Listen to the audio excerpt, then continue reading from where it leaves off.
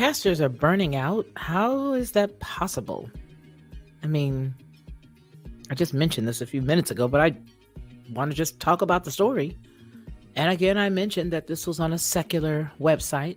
We got it to work. But how do they burn out? I always marveled at whenever I heard one say, "Oh, I've got to retire." And it's like, if you came here as who you are, how do you even have to retire? But they're burned out. So a lot of them are leaving the churches. A lot of them are leaving their congregations. A lot of them are divorcing their spouses. It's amazing. Because I think for us, we're thinking about stuff from a spiritual, place. We're not thinking of things like, hey, hey, Betty R, I'm just gonna, I'm gonna quit. I'm tired. I can't take it anymore. I can't take it anymore. Let's go ahead and give you the full screen. You know how we got to do it over here. Gonna give you the full screen. We're gonna read this. Not gonna be before you long, but I do appreciate them for even doing the story. Now, look at this. It says here we go. If you are a pastor, and there's a good chance, if you are a part of a church, there's a good chance that your pastor is not all right. A recent study from Barna, a Christian research organization, showed that pastors are struggling with the burnout at unprecedented levels. Barna reports in March of 2022, the percentage of pastors who have considered quitting full-time ministry within the past year sits at 42%. 42%. As if this is an actual vocation, an actual type of job. You know what I mean? I'm going to make this bigger for you so we can all see it better. Okay. Let's go ahead there. No, collapse. Beat it. So 42%. This sharp rise was first seen in November of 2021, and with the number of pastors who reported that they were considering resignation up 9 percentage points from January 2021. Younger pastors are particularly affected by burnout, the study said, noting that 46%, I'm live, hello, that 46% of pastors under the age of 45 say they are considered quitting full-time ministry, compared to 34% of pastors that are older than 45 years of age. There were also higher levels of burnout among clergy women compared to those of men, because women should not have their tail in that position. And this is me talking, not the opinion piece that was written by the New York Times. Goes on to say, as a priest who has many friends in the family, I've seen the weary face of burnout with clergy friends across the country. Most pastors enter ministry because they love people and the gospel, and they want to offer hope.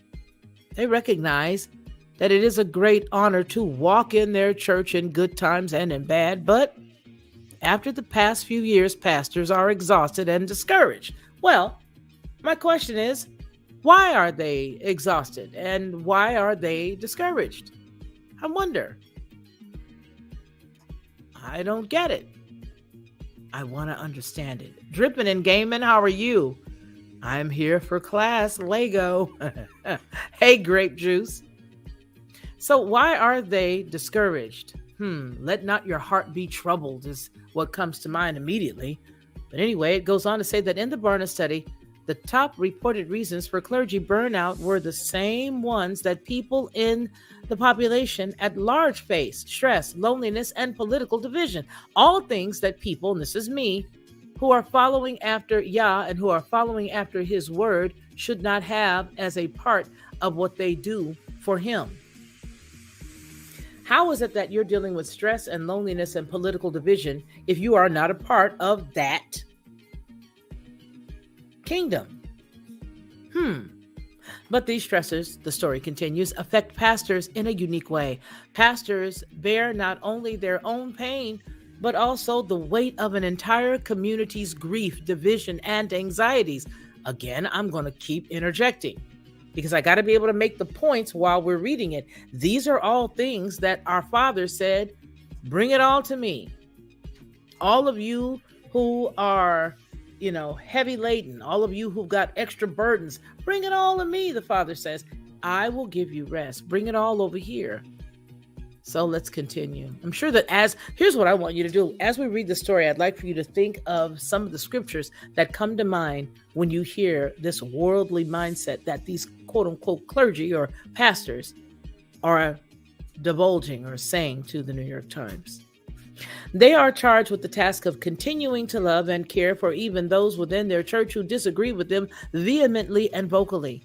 These past years required them to make decisions that they were not prepared for, that affected the health and spiritual formation of their community, and any decisions they made would likely mean that someone in their church would feel hurt or marginalized.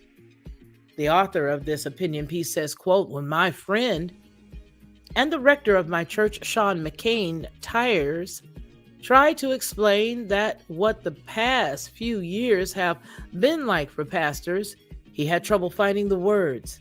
He listed difficulties, the pandemic, church members getting sick and dying, political polarization, church members losing jobs and struggling financially, disputes over race after the murder of George Floyd in 2020 election. Everything snowballed," he said.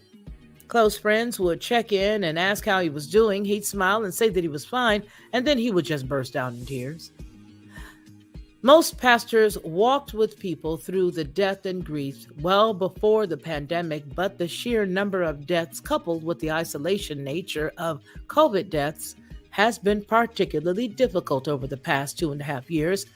Sean is one of the most lighthearted people I know, the author says, constantly laughing and joking, but over the past year, he realized that he had grown deeply angry, as he put it, not only with the people and the issues and society, but this cat said, with God. When I asked him, the author says, what he was angry about, his voice broke. He was quiet a long time, and then he said through the tears, losing Bill the way that I did. That's a big one. Bill was a member of our church who died of COVID after contracting it in his nursing home. Despite their age difference, he and Sean were very close and would meet often. Unable to visit Bill because of the hospital protocols, Sean could not be by his side, and he gave his friend's last rite over FaceTime. On the top of loss and grief, pastors had to investigate deep divisions in their congregations over the right way to respond over the pandemic when the coronavirus struck the world in the early 2020.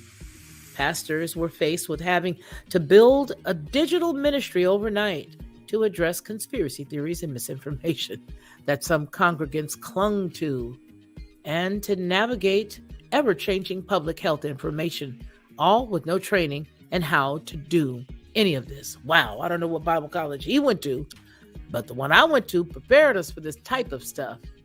And they prepared us via the Word. End-time eschatology would undoubtedly have helped these poor people, but I guess that's not what they teach anymore, but let's move forward. David Lionheart has made the point that while there are those who irrationally deny the severity of COVID, there are those who are at low risk and vaccinated but remain irrationally afraid of it. In all likelihood, an average-sized congregation in America, there are both sets of people, and everything in between. The pandemic became politicized, and this has made any policy about masking, social distancing, and the safety measures extremely fraught and likely to cause controversy and anger in the church. Well, this is me. When you attempt to blend yourself with the world, what do you think was going to happen? This piece speaks completely as if being a minister or a pastor is actually a quote-unquote regular job. Nowhere in here are any of these folks mentioning the word. Nowhere in here are any of these people mentioning the fact that they are doing the Father's will. And nobody is mentioning that we have one kingdom that we are supposed to be in alignment with. Rather, they are in alignment with the world. And I want to ask a question. When you align yourself with the world, how do you expect to continue to please the Father? No man can serve two masters lest you love one and have disdain for the other. So at what point did any of these individuals believe that they would be able to do both at the same time and please the Father? When you begin to handle things in the world's way, then you begin to receive what the world receives. This is not that kind of gig. This is a gig that's going to be hard. This is a gig that's not going to have a lot of money attached to it if you're doing it right. Because a lot of people won't necessarily give, right? So I think what happened is a lot of these people individually began to lose the patina that they had painted on themselves, the gilded patina, the golden patina that they had painted on themselves. You see, there was a lot of situations that went on with the churches in the 2020, 2021 era. And what happened with those churches is they did not get the monies that they normally got. They did not have the membership that they normally had because instead of trusting Yah, they trusted the science. We'll continue the rest of the story. Now, the church leaders sought to protect the older and immunocompromised people, but they also needed to be sensitive to the needs of the hearing impaired, who were isolated by the use of masks.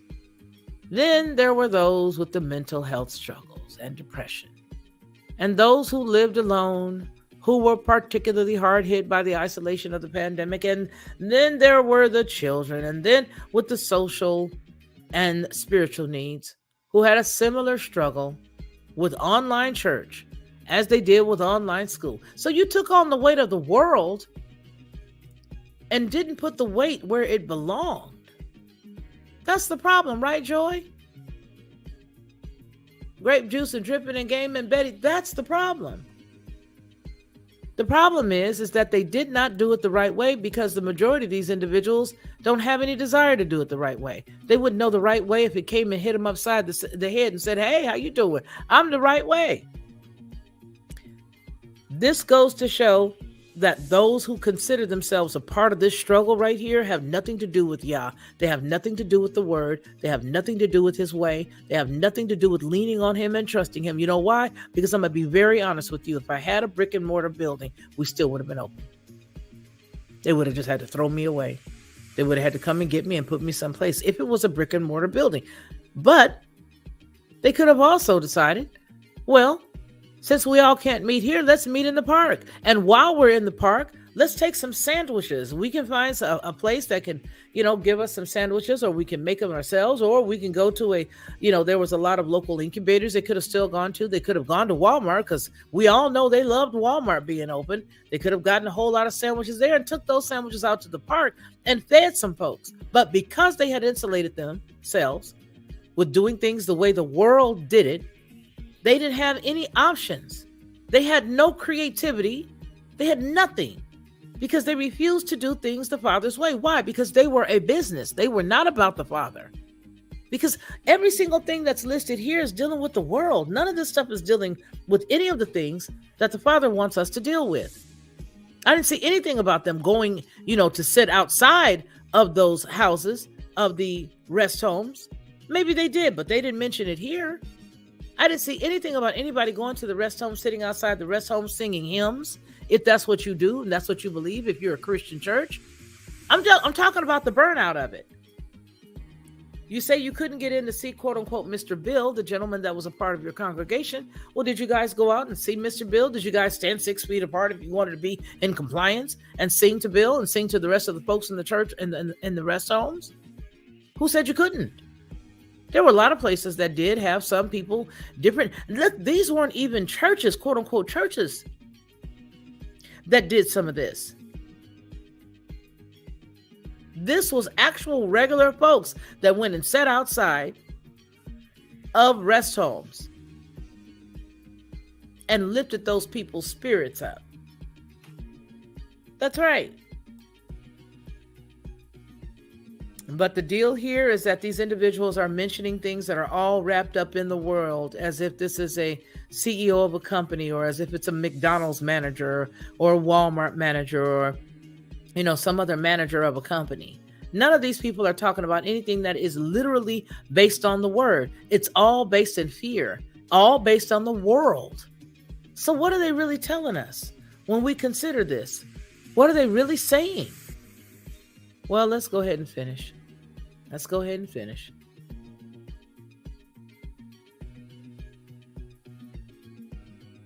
There you are. All right. So people who were isolated, they struggled. They had similar struggles with online church as they did with online school, and who sometimes had difficulty keeping on their masks when they were in church and they met in person. Then there were congregants with cognitive impairment or dementia. And you know what? You got all of these people. You said one thing about young folk, but everything else is old people. That means you guys haven't been doing any outreach. You all have not been in the communities. You've not been in the hedges, the highways, the byways. You have nothing but elderly at your church, which means you weren't out recruiting anybody to come in. You weren't going out telling anybody about the good news. That's the reason why you was burnt out, because you weren't doing your original task. If you were called by the Father, you were not doing what was told to you by the Father, because he's not going to tell you, hey, I want you to minister for me, and then do something completely in enmity of himself. He's not going to tell you that I want you to teach and preach the word, and then turn right around and tell you, well, you can just do it your own way. There were the congregants with the cognitive impairment or dementia who had difficulty understanding and were often frustrated by health protocols that changed month by month or week by week. Then there were those in the congregation who didn't have access to reliable high-speed internet. This sounds like a lying story that they done plugged the name of pastors in with. Because everything you see right here is dealing with what? Issues of the world. Reliable high-speed internet. There were those with certain intellectual disabilities that had made meeting online impossible.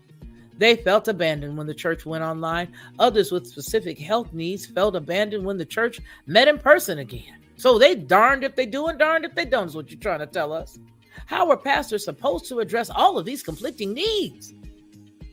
A pastor in Indiana told me that no one in her church denied the importance of the COVID precautions, but the new demands on that the pandemic placed on her contributed to a sense of burnout, because you're doing it attached to the world. I don't have any sympathy at all. None. Quote, I never got tired of pastoring or thinking about scripture and preaching, she said. I just started associating ministry with having to learn new computer programs and having embarrassing, anxious moments around technology, she continued. Over time, pastoral ministry started to seem like a total absurdity. The world around me was on fire, and I was stuck in an empty church building, figuring out Zoom. A Catholic priest near Pittsburgh said that being young, he felt inexperienced even before the pandemic hit. So when it did, he felt utterly alone and inadequate. They have no faith at all. Every single one of them. It's a pack of liars. This is not a real deal. How can all of y'all have no faith at all and you call yourself clergy, pastors, ministers? Hogwash. This story continues with another quote. About 2 months into the pandemic, I was fairly certain that I was going to leave the priesthood. This is a priest, obviously. He told me my anxiety and depression were crippling. Gonna need an old priest and a young priest. The power of Christ compels you. Absolutely no. I'm gonna say it. Let me come back over here so I can say it. I'm gonna say it. This is all a bunch of, where's my button that Sandy Aaron sent me? Here it is. And if you offended, too bad.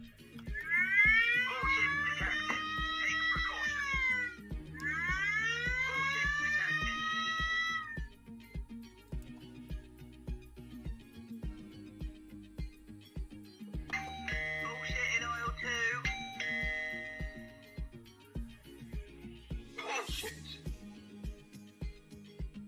Oh, shit. See, I'm getting better. I didn't say it. The little button did that Sandy Aaron sent me. Because that's exactly what it is. It's all hogwash. Every inch of it is hogwash. So what they're really trying to tell you is that there's a whole lot of pastors that you're not going to see no more. Regular small-time churches, little, medium-sized churches. All of these places are going to all of them are all going to start closing down. Why? Because they need it to be that way. Because they don't need regular folk to have hope. They're going to close them down. They're not going to be around. A lot of people are probably going to lose their 501c3 status, their tax-exempt status. A lot of people are. And they're trying to let you know in a very, roundabout way that they're not going to be available for you. You see, a lot of churches were doing philanthropic work, some, especially churches like the Catholic Church, for example.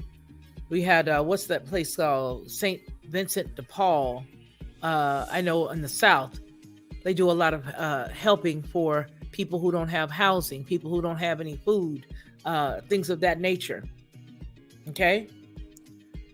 And so they're probably letting you know that there's going to be a lot of churches that are about to close. Why? Because they needed to be streamlined and do it their way. So when you start to see less and less preachers, less and less pastors, well, you get it together and you understand. Yeah, they have to make way for the one way. They got to make way for the one world. They've got to make the way for the one world religion. So they don't want you to think it's strange when you start seeing a lot of these pastors. Why? Well, because they just put out this story that told you why they were all quitting. You got to believe that, right? Yeah, you got to believe that. You got to believe that. Mm-hmm. Yeah. You remember that in the movie, Dripping and Gaming? The power of Christ compels you. The power of Christ compels you. They have no power. No dunamis power. No life-changing power because they're not connected to the Creator. They're not connected to they're connected to a cat that's running around in a big mitre hat. They're connected to a cat that not only wears the mitre hat, but also wears a yarmulke. And they are supposed to be Catholics. Little bitty doily. That's something you all got to realize. That they're faking the funk on a lot of fronts. And they want everybody to agree with them. I said it a few weeks ago, maybe even a month ago, that when you replace trusting the Father, trusting Yah, when you don't trust Yahweh for nothing, when you don't trust Yahweh Shah for nothing, and you trust the science, well, you get what you get, and you get God when you get God. You get God when you get God. So don't give me that I'm tired. When you guys don't see me for a few days, I go sit my behind down and rest and get replenished. Because I understand the nature of what it is that I'm dealing with as it relates to spiritual warfare, as it relates to what we see in the end times, what we understand the word tells us about. So when you don't see me, it's because I know I cannot keep loading myself with all of the worries of this world, constantly reporting on every single thing. I see some stuff, some people will send me some stuff, and I shake my head and I keep it pressing. Why? Because I know that I am not the Most High. So I don't ever try to put myself in that situation. All right? So, yeah, there are a lot of us who are in ministry, who are ministers, even though some of us are kooky and crazy like I am, because I ain't never going to tell you I'm perfect, baby. Ever.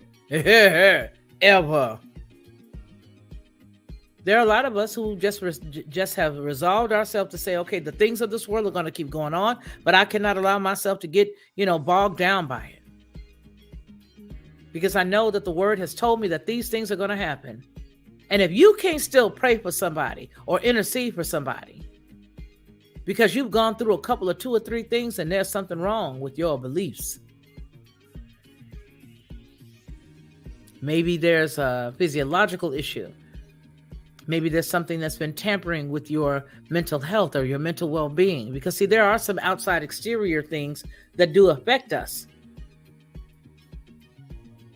Yeah, that part. So when I look at stories like this, I know that they were pushed in and inserted by those who'd like for us to believe that the reason why you don't see pastors anymore is because they all got burned out. Not because some of them lost their status, not because some of them had one sermon that affected the powers that be. One sermon over the last 2 years that went completely opposite. All you had to do was say, trust Yah, trust quote unquote God. Don't trust none of this other stuff. Trust him for your healing. Trust him for your life. Trust him for your health. Trust him for everything. One message, and they're going to strip you of your 501c3. I guarantee you this story is a plant. That this story was given specifically to let you say, well, they did have that story a while ago. And they did say that they weren't going to have a lot of pastors because a lot of the pastors had quit. So maybe that's the reason why you see all of these church buildings that are vacant now. You know, they said a lot of them did not have the wherewithal to deal with anything technical. Yeah, that's what they said. So you get all of these lies all bundled up together, and the powers that be have no problem allowing you to swallow it. Hook, line, and sinker. And because you believe that they are right, because you get yourself stuck up with some scripture that says, follow the laws of the land, you begin to believe that all that stuff is what's right. You don't follow the law of the land when the law of the land goes opposite of the Father. So there are going to be a lot of people that's going to be losing their status. They already know it. You got 85 or 87,000 new cats coming out to do what? They're going to be doing a lot of stuff. A whole lot of stuff. So, with that said, the link to this story is down below, inside of the description, inside of the notes there. And I want you guys to go ahead and look it up, read it, read the rest of it, because I'm not going to read the rest of that dribble. Anytime you have a story that's laden with every single thing that they will want the believers to know, or those who call themselves a part of Yah's community, Christendom, and I hope y'all getting up out that Christian stuff. I'm not going to say it enough. I'm not going to play. You all have had enough information given to you on this channel for you to study yourself so that you allow Yah to be proud of you. You have got information ad nauseum here on this channel. I've told you the truth. I have done my part. Ronnie has done his part. Our hands don't have nobody's blood on them. Get it together and come on up out of that. For those of you who know that that's not what you're supposed to be able to get in the word. I know this is going to clear the room. A whole lot of people going to be scared. Oh, my sacred cow. I still love you. I still love you, but I still have to tell you the truth.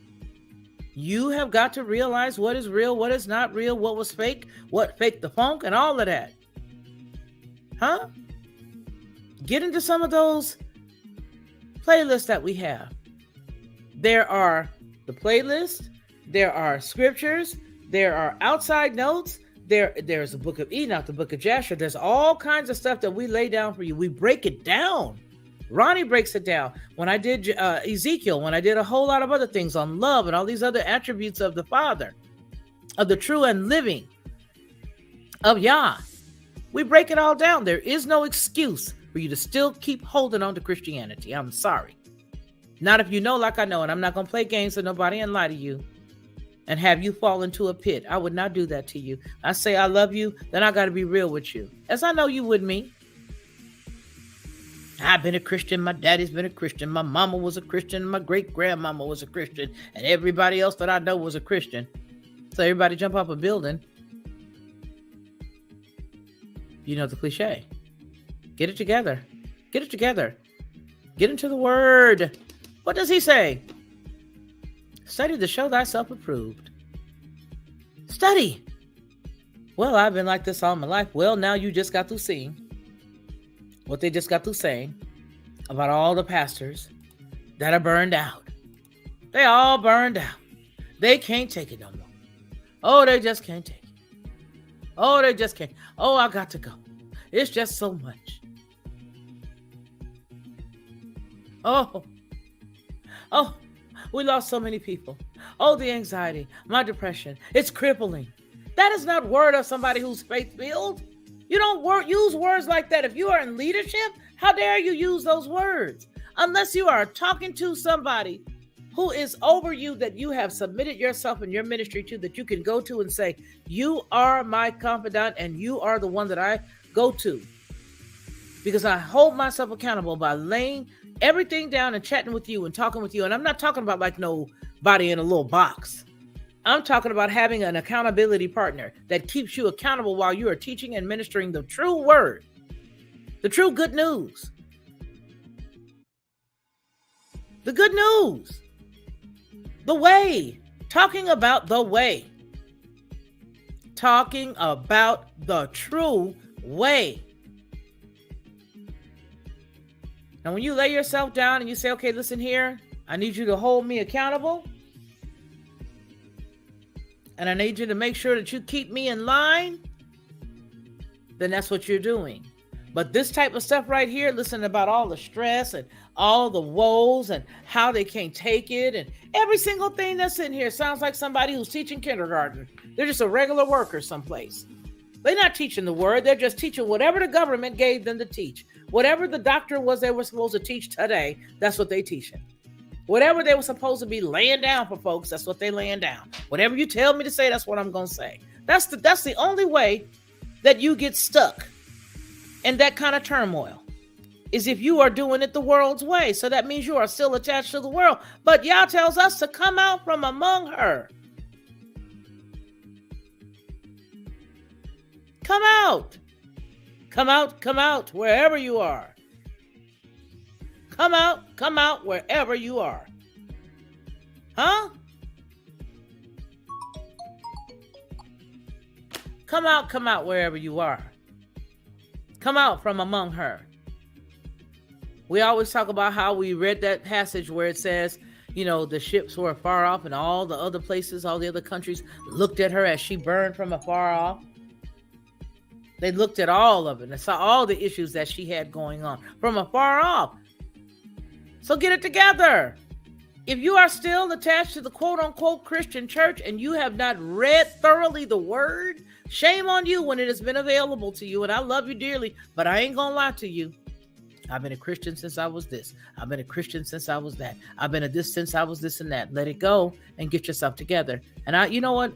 If you don't love me anymore, I appreciate you anyway. If you don't want to be here no more, I love you anyhow. And if you decide you want to come back, I'm still going to welcome you with open arms. Why? Because that's who I am. And that's who I'm always going to be. I suffer long suffering. That's who I am. I love hard and I love people forever. I do. Even people who treated me poorly, I still got a place for you at my table if you decide you want to come and eat. Huh? But I got to tell you the truth. These people call themselves Christians. This is the Catholics. These are Baptists. These are all of these folks, and they're all of the same cloth. They all the same. Now we just take you and we show you where they say they are the Christian church. And you keep pushing it. You keep pushing it.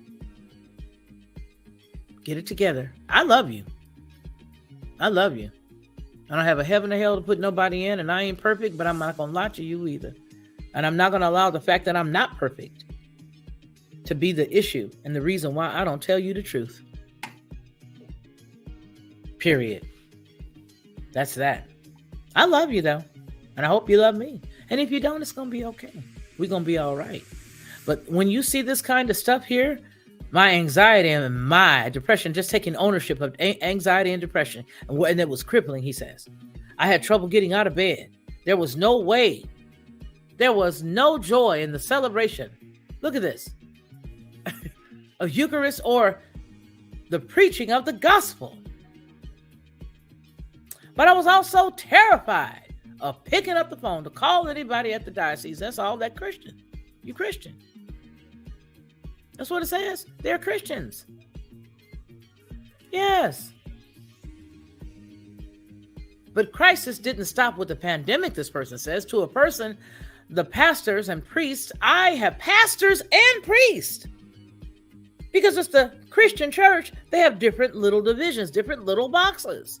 But when you look at a bishop and you look at a cardinal, They are wearing the exact same clothing, whether it's a pastor, a bishop who is a Baptist bishop, or somebody who is just a cardinal.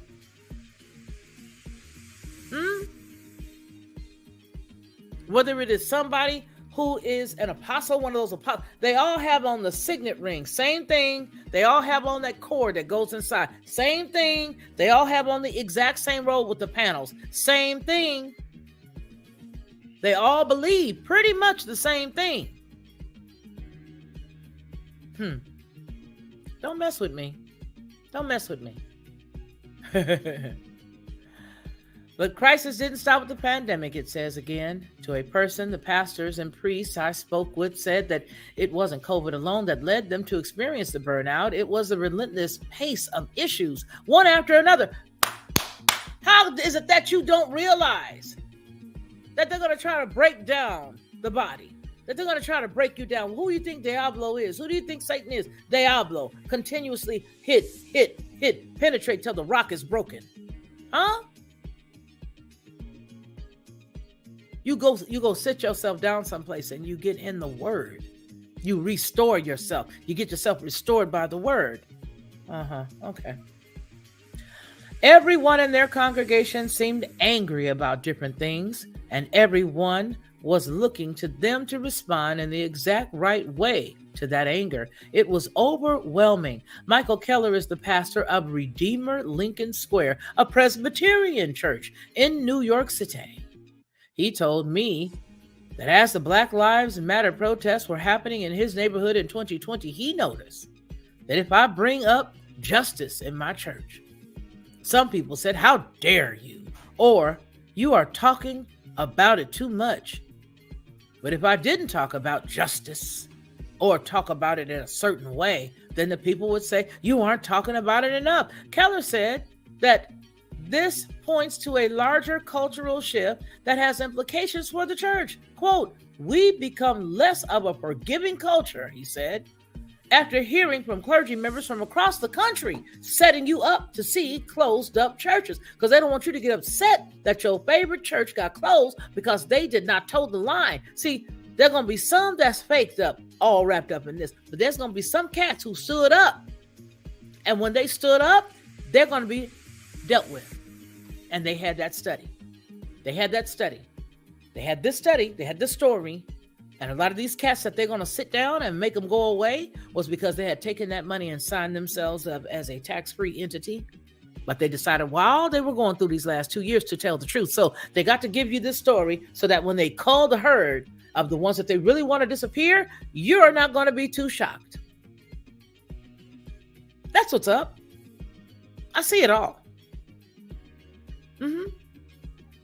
Keller said that people are leaving churches not because of theological differences, not because of scandal. Really? Pastor telling people that you don't love me if you don't give me a Movado watch. That's not scandal. Pastor sleeping with people's wives. That's not scandal. Okay, well, pardon me. Carrying on.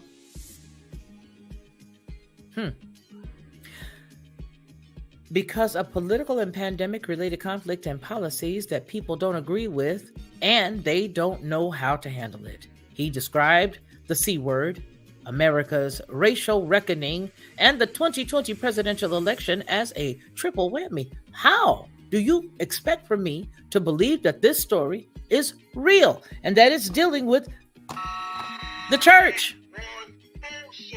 That's what it was. Thank you for this button, Sandy Aaron, baby girl, so that I don't have to call it what it is. I said it.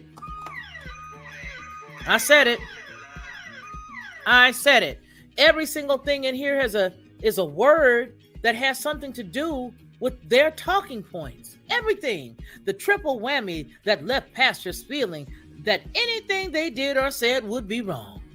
Anything you said, this is a quote, someone was about to leave the church. And that's really demoralizing. Oh, I can't take the demoralization of it all.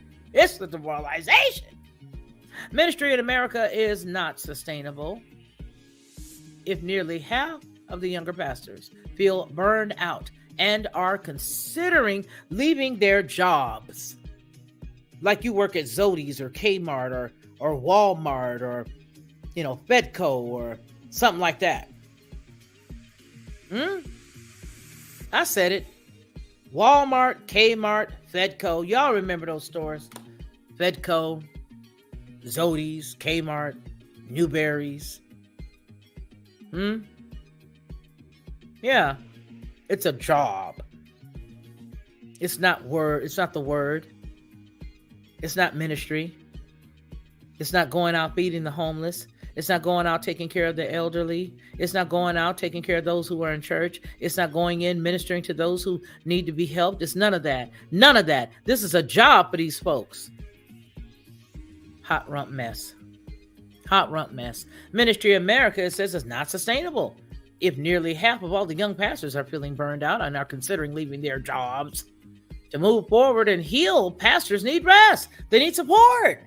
They likely need access to therapy. Well, they're just a ball of confusion. They ain't got the Most High because these folks right here are Christians and they not leaning on him. They're dealing in the natural. And if, hello, wake up, that's what you're dealing with, you need to let it go. I'm here to tell you the truth. I'm not here to hurt you. I love you. Not a perfect chick. Not a perfect chick at all. Ooh, boy. Do a little digging, you might find something that goes, ooh, ouch. I'm here to tell you I ain't perfect, but what I'm going to tell you is get it together. These folks are Christians.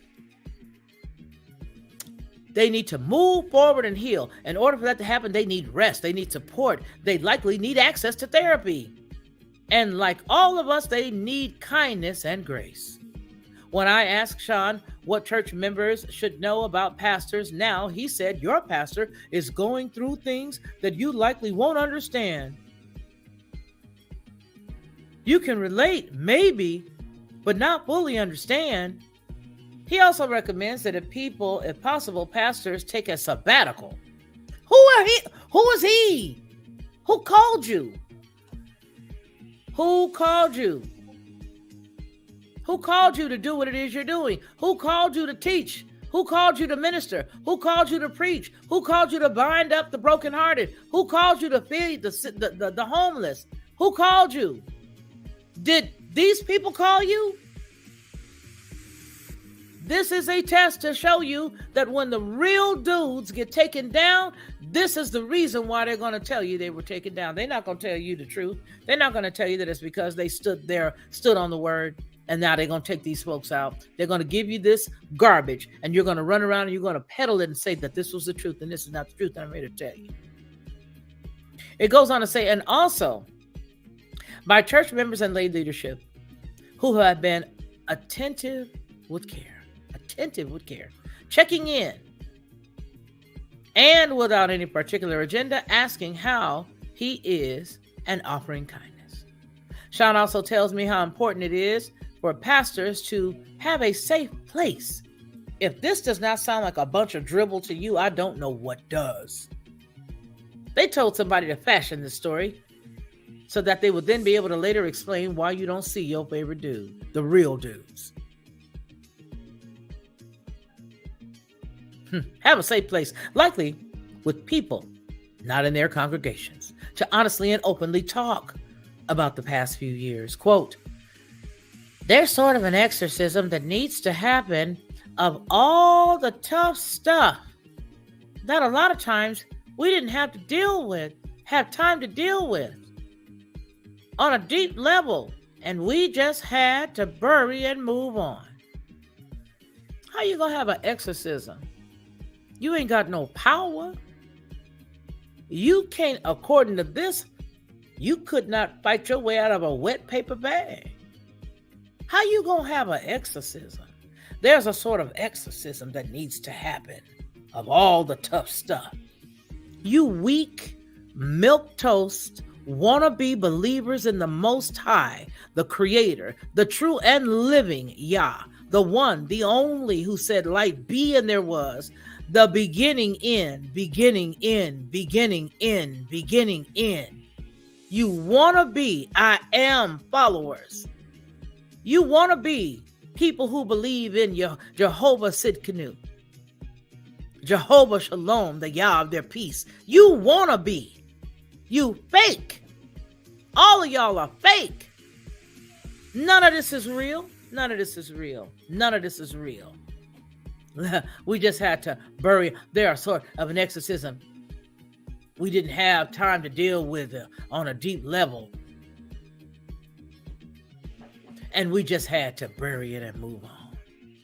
A Presbyterian pastor in New Mexico told me that his discouragement and weariness have mirrored those of others in helping professions. Helping professions.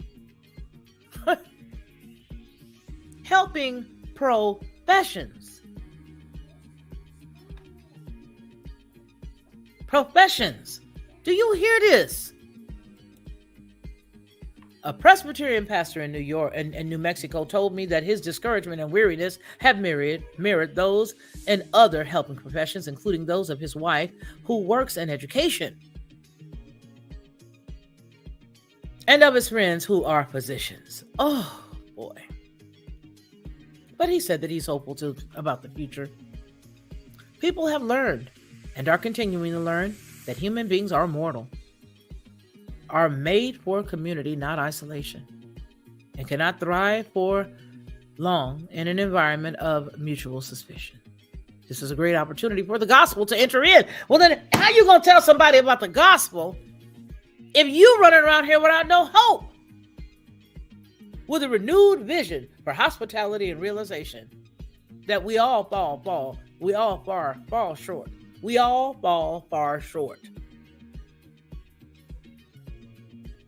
And that we were made for someone beyond ourselves and life bigger than the one we can eke out here.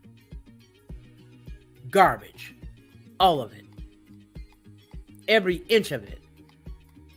You can believe that with every single one of these words this person has with their opinions. I understand that they, have spoken to their friend and their friend gave them their feelings, and everybody said, hey, this is how I felt as a pastor. This is how I felt as a minister. Well, I'm going to tell you something.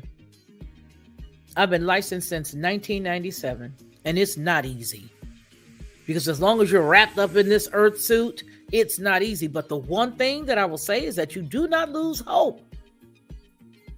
Because you know who you belong to. You can pull yourself back for a few days, restore yourself with the word, intercede, pray for yourself, pray for your family, talk to him. You can even cry it out if you want to. You can cry it out. Cry it out. Shout. Go somewhere and scream if you got to. But you gonna lose it like regular folk? Like you ain't never had no hope? And people supposed to come to you? For what? For what? Yeah. Get it together. You still got yourself attached to that? You need to let it go. You need to let it go. You need to let it go. You hear me dripping and gaming, then you let it go, right? Then Mike Epps with the pastor. 45. Hey, Snuggle 668. Joy Trujillo.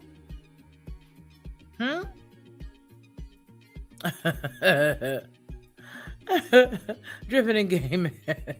Y'all didn't know y'all whole little pastor was staying in this attic, in this house. God want me to have. You feel me? You see what I'm saying? Right there, that part. That part right there. Hey, Anarchy. Hey, Maureen. This is that garbage right there. And so what you're finding right now is that the truth is coming out. That the whole ecumenical thing where you got this religion all becoming one so that they can create a religion. They're going to cull the herd. Everybody who decided to take on the money, if they can go back and pull any, this is my impression. If they can go out and they can pull any sermons that you may have spoken or talked about. Hey, Leave Desi. Any sermons that you've talked about that go opposite of you getting that money. Oh, they got you. And this story, as well as others that are about to come up, are going to, now that they've been planted. But see, when I plant it, and I tell you, I'm giving you what the truth is. They're going to start planting it out in a lot of other folks' mind. You're going to be talking to your friends. And they're going to say, well, you know what? They already said that there's a lot of churches. That's the reason why you don't see no more. Because I heard it on this and I seen it on that. And I'm giving you the truth. The fact is that they're going after them real dudes. My organization, I don't have a 501c3. What I get is because y'all puts it on people's heart to give. And what I don't get is because they don't have it to give. And he already knows that. And so I sit and I do what he tells me to do. But he always takes care of me. And I never miss a beat because he, not myself, takes care of me. He does. I trust him. I trust him and him alone. But these cats are attached to that tax-free number, that 501c3 status. They are attached to that. And there are some that are attached to it who made the mistake of being real and pulling out that word and saying what the word says. And it's not just about that topic. It's not just about the topic that they listed there. It's about one major topic. Because what you came here as and what they say you can be changed to. That's what this is about. So if you got behind the pulpit or you got anywhere and you preached against that, according to the word, the true word, oh yeah, they're gonna change. They're gonna yank out a lie. Listen, folks, I want to thank you guys all for being here. Joy Trujillo, Maureen Olson, Leaf Desi, Drippin' and Gaming. Oh, I saw he's probably not over here, but I saw Big Bad Bull over on Headlines of the Voice, and I didn't get a chance to say hi because I didn't see him after we were done. But all of you guys, I love all of y'all, and I thank you. And thank you guys for loving me. Thank you for sharing. Thank you for hitting the like button, leaving comments, even after you watched it. I see some of you still help the algo here, and you guys will still even come back and leave comments and share it. I appreciate that. That means a lot to me. It really, really does. And I want to thank each and every one of you guys, because you never know how you are being used by the Father to help take care of little old me. But I appreciate each and every one of you guys.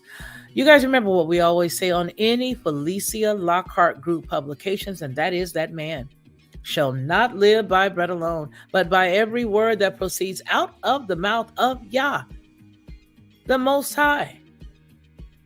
Till we see each other again, I want you to make sure you take care of yourself first. Then I want you to reach around and take care of somebody else around you, because they ain't going to be worth a coin if you ain't okay. And then until we see each other again, I want you to make sure that you continue to be blessed. Bye-bye.